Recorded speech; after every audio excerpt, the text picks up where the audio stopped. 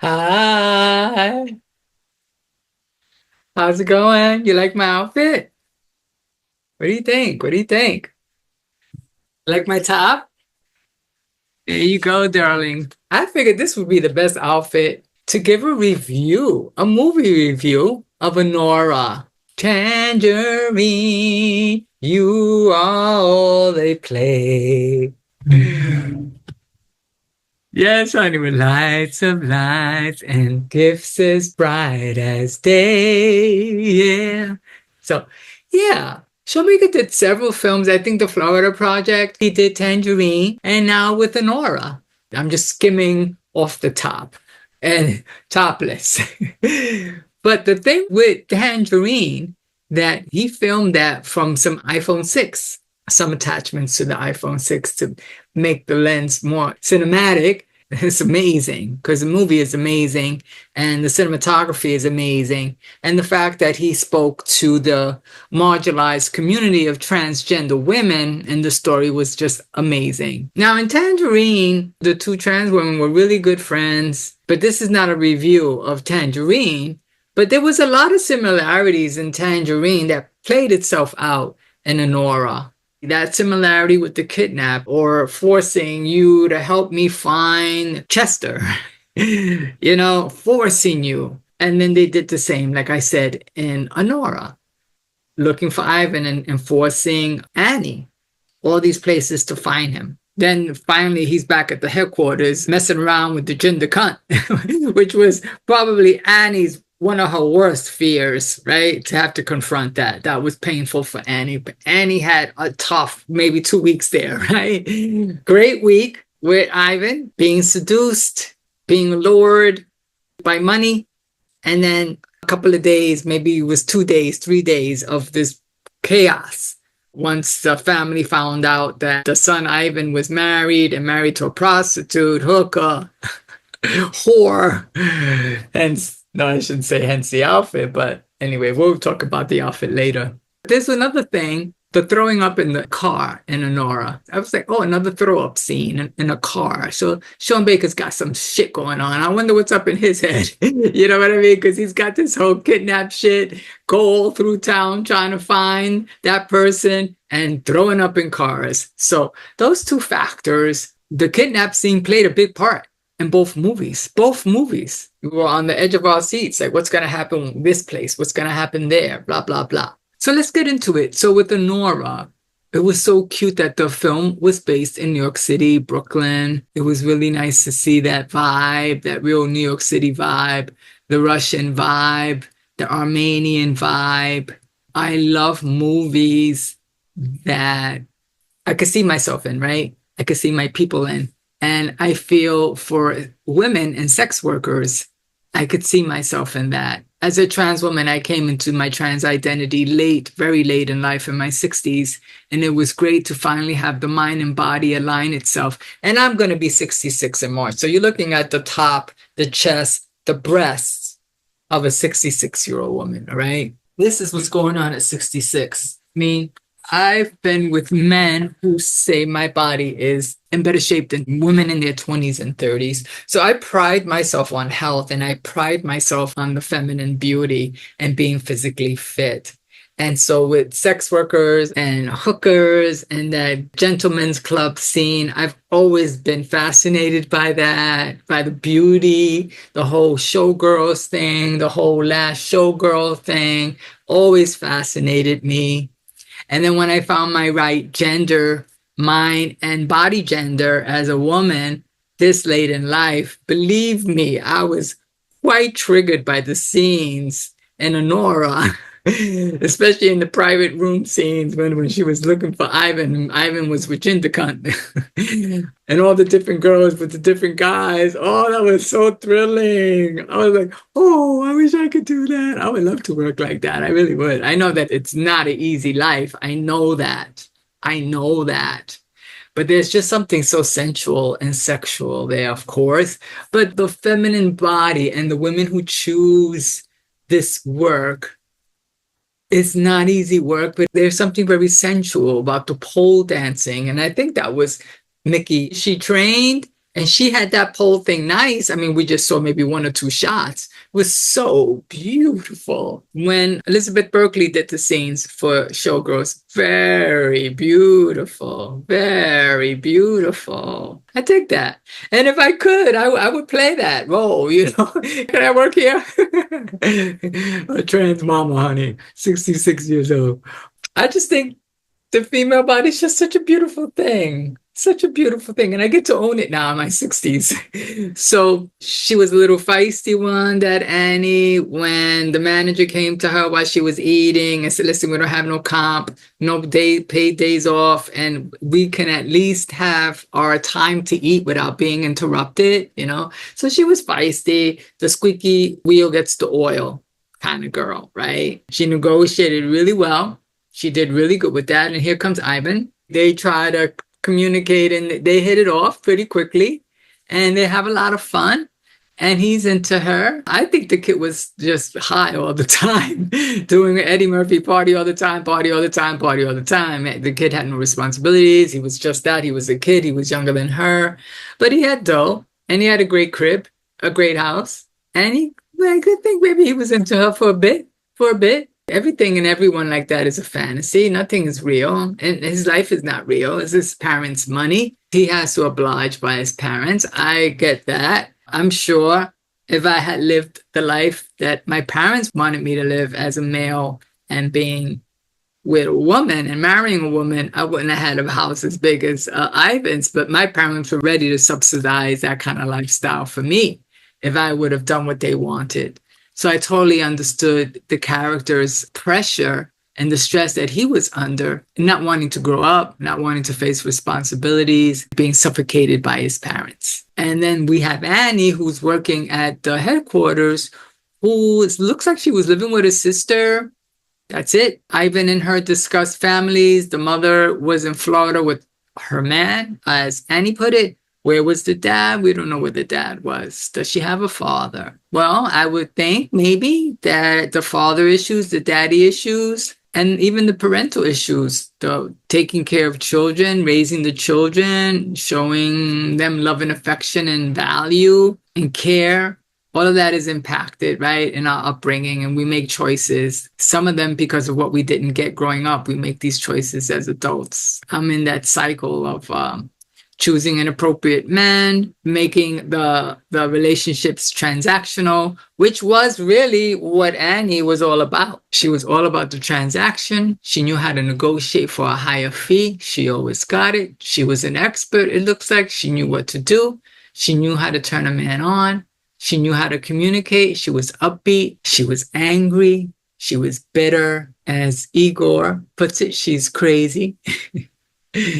So fast forward, right? They get married in Las Vegas, right? And the kid is happy, and they're both really happy. Ivan's happy there. He's yelling at I'm married. You know, it's a cute thing. And there's a lot of nice props in Las Vegas to make you feel like that was a really good thing to do. And he was living with a fantasy that if he got his green card or whatever, that he could stay in the States, and the parents will still give him money. They'll be okay with everything. They'll be okay with everything. But it didn't turn out that way. Didn't turn out that way, as we could see. The word got back to the family that he married a prostitute, and he left the club. The bouncer looked like a lesbian woman with braids. I was so happy with that character. That's so cool. That's so cool. Yes, yes, yes. Yeah, so the bouncer was sad to see her go. All the friends, except Ginger Cunt, was like, girl, you'll be back in 2 weeks, and I'm going to have him right before you come back. And that's just what happened. So now they're living in the life of luxury, and he's like having a blast. And he's got this fantasy that she's going to be welcomed into his family. The mom's going to be cool. Maybe for the first time, she'll have a family. Right? A family that loves each other, a family that accepts each other, right? What a fucking fantasy is that? Look, also, she was in a fantasy about her honeymoon. Well, no. I would want that kind of honeymoon too. The Disneyland honeymoon at the Cinderella suite. And I think the same way. I'm down with that, girl. I've been Disney indoctrinated being a child of the 60s, I was born in 1959. It was all about prince and princesses. It's all about that fantasy. All about that fantasy. And now that I'm gendered, right? Now gendered as a woman, and people here will, you know, on YouTube especially will talk shit and say, you're not a woman. I'm a woman, motherfucker. Shit. I have that Disney prince, princess, grooming, brainwashing, fantasy, illusion. It's quite cisgender. But I like it. I'm still searching for it, just like Annie. And so yeah, the thugs come to the house. I was very impressed with the actor. I had to write his name down. Karen Karagulan, who played the godfather of Ivan. He is also the actor that played the taxi driver, Tangerine. The godfather role. He played it. He played it. He played it. He played it. And he played it. Mickey played it. Played it. Played it. Ivan too, with his ditzy ass, skinny, crazy. Played it. Played it. The thug that got his nose broken. He was cute. He was hot. And throwing up in the car. Okay, thank you, Sean Baker. We saw that before. I loved the Coney Island scenes. I loved the New York courthouse scene. How Annie chilled. Annie had a lot of fucking control. Even though she went off the rails, and rightly so, right? She was so deceived. But, you know, she communicated well at the courthouse. She was right in a lot of ways. But, hey, Ivan came from a family of money. And the mom was a bitch. And the mom had control of everything and everybody. All the men were afraid. Toros was afraid. The bodyguards were afraid. Except for Igor. Didn't seem afraid of her. The husband were all what Annie loved saying. They were all pussies. Pussies. I love that. I say that a lot to men. Oh, shit, you're a pussy. What? How old are you? You're in your 30s, in your 40s, and you complaining about you having a fence for yourself? I'm like, I'm 66 and I'm still fencing for myself. Even when I was in a relationship, I was the one in charge. I was the one with the money. I was the one who owned the house. I was the one who had it. I was the one who was alpha. You're a man. You're cisgender. Get over it. You know? Go get your earnings. Do your thing. You're a man. You're supposed to. You should be stronger than me. Shit, you're a cisgender man. You ain't got to deal with no racism. I'm Puerto Rican. Transphobia and homophobia. Like, grow up. So she was calling everybody a pussy. She was feisty. This thing. Wonder what she grew up in. What kind of environment did Annie come from? Where did she come from? To end up so hurtful with her words. She was just not like me. I'm very angry. I'll admit it. And is Annie angry? Is that where all this is coming from? Fucked up childhood? Abuse? Neglect? Having a fence for herself, taking up this role, no education probably, resorting to selling her body. I don't see anything wrong with that. I'm not downing that. I'm not saying that's a bad thing. I'm sitting here topless. I'm doing the same thing. But did she come from that? And then also, Igor had tied her up. The godfather was like, why do you have her like that? Why is she tied up? He had her, his crotch up her booty, you know, but they're dressed, but he's holding her. I thought Igor was so cute and sweet. Yeah, she confronted him about why didn't he rape her. I'm like, but does she want to get raped? Is she accustomed to any time she's compromised like that with a man that he's going to rape her? Is she assuming that every man is going to rape her? Was that her upbringing? The fact that he didn't want to, he just said he's not a rapist and then calls him a faggot. That's why you're a faggot ass bitch. Because they had called them that in the restaurant, in the diner when they were sitting down. It was very important that was a question that she had, that why didn't you rape me? And then to call him a faggot ass bitch. The word faggot, I'm just like not cool with that. And I just haven't heard it in a movie in a really long time. I was uncomfortable with that. But I understand if they use that terminology to have a tie-in, you know, to wrap the bow on why didn't you rape me? It tells me that if she was ever raped, I'm sure she didn't enjoy it, because it can be for some folks that being raped is, of course, is a violation. It's a traumatic, horrible thing to happen to an individual, man or woman.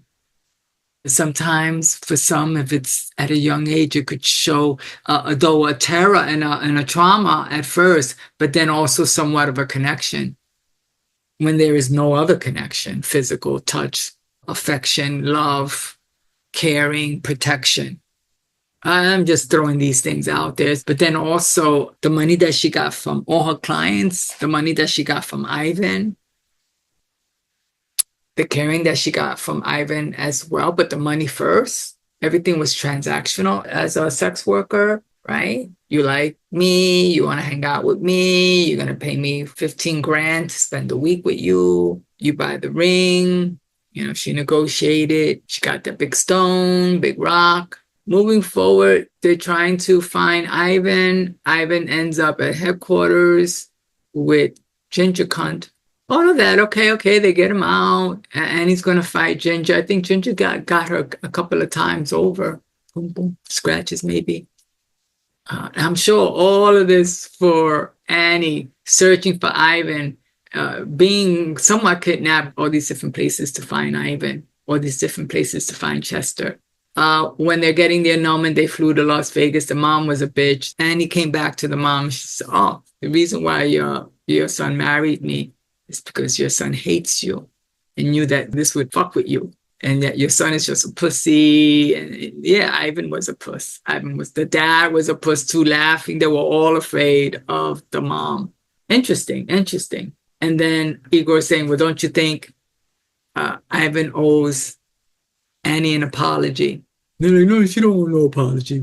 So, and then you see the whole time that Igor is like catching Annie's back, right? The confrontation on the plane, and Annie is jolted, and Igor pours a glass of vodka for Annie, right? Chills out for Annie. The scarf scene, after he gagged her with the scarf, and she's like, "What the fuck? You want to give me the scarf now to keep me warm? You use that to gag me. You assaulted me. You did all this to me." And he was protecting himself from her. But this is what she's seeing. Well, there was violence there. I think it was a lot of her trauma played out. They talk about they're getting high. It's the day before they're going to take her home, give her money, 10 grand. And they're bonding. And Igor asks about her name. What does it mean? She was, "In this country, we don't give a shit about what that means. That doesn't mean shit here." And then he looks it up really quick and says, all these things. And I just remember one of the definitions was bright. And Igor's like, "What? My name means warrior." And he was, honey. When he went into the candy shop and started busting things up, I was like, "Oh, what a dude." The final scene, when he drives her to her house, he takes her luggage up. She's looking at him taking her luggage. They have a few words. "Do you like the car?" "No, it's my grandmother's car." And then he has the ring, and he gives her the ring back. He goes, "Don't tell Toros." And then she starts warming up, right? He comes back into the car. She takes off her coat. She gets on top of him. And I think it was the transaction of the ring made her feel what? Yeah, now at this part of the movie, there's a reconciliation.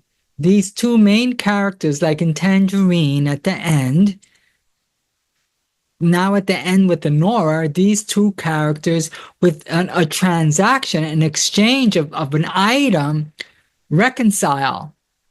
Check this out. And all the lies in Tangerine, and what happened at the end, the lie that the friend told the other friend, and everything blew up. And then at the end, they connected, right? And in the movie, the one friend lends the other friend who's pissed off and deflated, the wig. The wig is the transfer to solidify a connection that I care about you. And then in Anora, the wedding ring, holding on to the wedding ring that Igor had and handing it over to Anora. It was a confirmation of I care about you and I was looking out for you. Even though I almost assaulted you, that he was looking out for her, that he was on her side. When she hated him. And then she was willing to give it up to him and seduce him.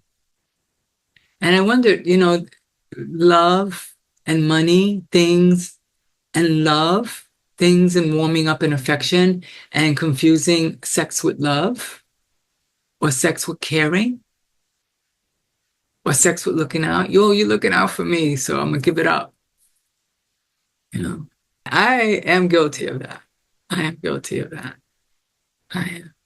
The littlest bit of affection is in the crying game when still the tying up scene when she has the gun and Stephen Ray is tied up. She goes, yes, just be nice to her and she's yours forever. That's the line. And it's the same with me. Take me to Crab House and spend $80 on a all-you-can-eat fish meal. I'm yours. All this is yours too for $80. I'm your baby tonight. I'm your private dancer. I'm doing a review for money, and any old movie will do. I'm your movie reviewer. I'm reviewing movies for pennies on YouTube, and any old movie will do. I'm your private dancer. I'm shaking for money. Do what you want me to do. Just your private dancer. I work at the Gentleman's Club. My name is Anora and I'm gonna beat the shit out of ginger cunt. Dutch bucks or dollars, Romanian and Russian money will do nicely, thank you. Let me loosen up your collar. Tell me, do you want to see me do the Miss Girl dance? Ah, she gave it up. She got the ring. She figured she'd give him a little gift goodbye.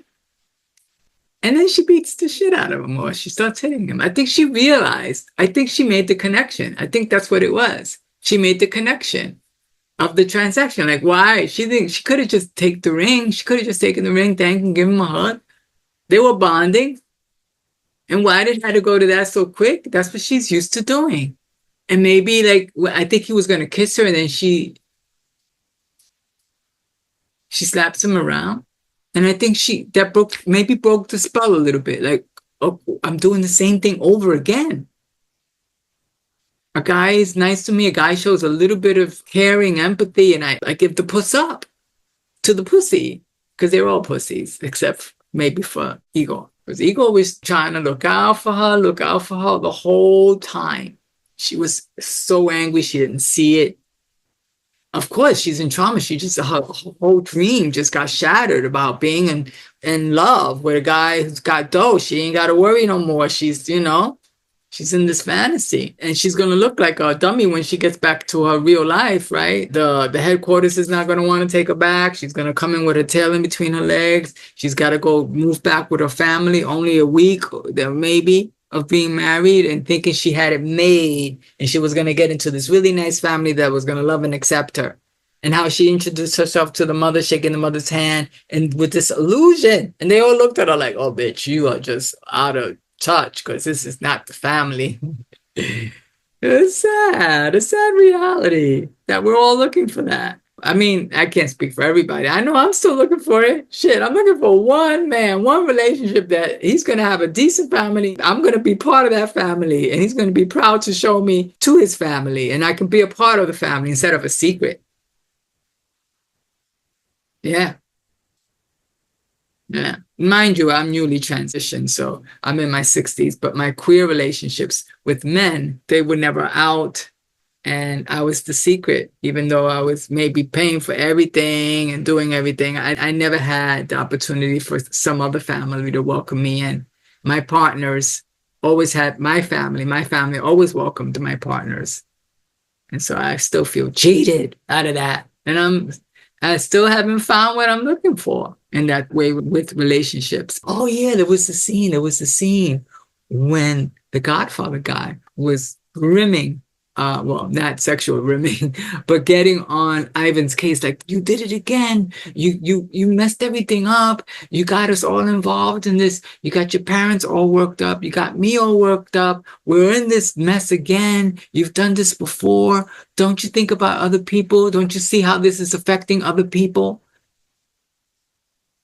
While that's being said, there's a shot of Annie just like shock, like hearing this. And I'm wondering, what is she thinking? Is she realizing how she's been affected by this? How this is affecting her? Is this familiar to her? You know, did she come up from a family where there was so much abuse and so much neglect and so much drama? Of course, in those families, the parents are dysfunctional, bugging the fuck out, right? No boundaries, incest, being molested, drug, alcohol, all this shit. Maybe that she grew up like that. And the parents, being the adults that are supposed to protect, didn't protect. And she's affected by the carelessness and neglect of her parents. And she may have been abused. She may have been violated. She may have been raped. She may have been molested. Was she thinking that Ivan's actions and blowing this all out and her dreams are shattered is what she knows and is accustomed to? And how nobody's saying to her that we're sorry that this happened to you. Like Igor was trying to get Ivan to say, don't you think you need to apologize to Annie? And they were like, no, I said that before. No. So I wonder in her mind, there was that look, a blank look, like, you know, the trauma of this. And I'm reliving this again in a whole another setting with a whole different set of people. But there's trauma. Think the skinny Russian kid, the video games and the drinking and the sex. Him too, screwed up already, so young, going to drugs, alcohol, and sex. When things are overwhelming, go out on that bender. Things are overwhelming, and the confusion of love and affection and caring. I'm going to give up my body. Literalist bit nice. I'm giving it up. So I don't know if all of this makes sense for you. This is how I've taken this movie and a bit of Tangerine. I really appreciate you, Sean Baker. Very good, my friend. I really love it. I'm really into you. I love what you're doing with the movies. I love the sex workers, the trans women, the Russian or Armenian guys that are married who love sucking a trans dick. Love it. Thank you. Inspiring me in my old age to be a sex worker and work in a club in Queens. And fine. Oh, there's a gentleman's club right down my street. The pictures that they have of the women, I'm like, oh, I would love to work there. Don't you think I could make some money, right?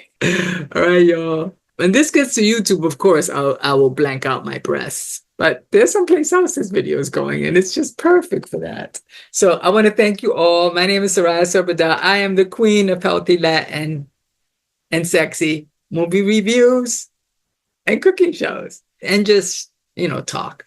So I wish you all a really good day. I hope you get to watch Anora. Again, Sean Baker, thank you. I'm available for the next movie. All right. Maybe you'll sit right next to me at the theater the next time. Maybe. See ya. Mwah. Trans Mama loves you. Mwah. Mwah. Mwah.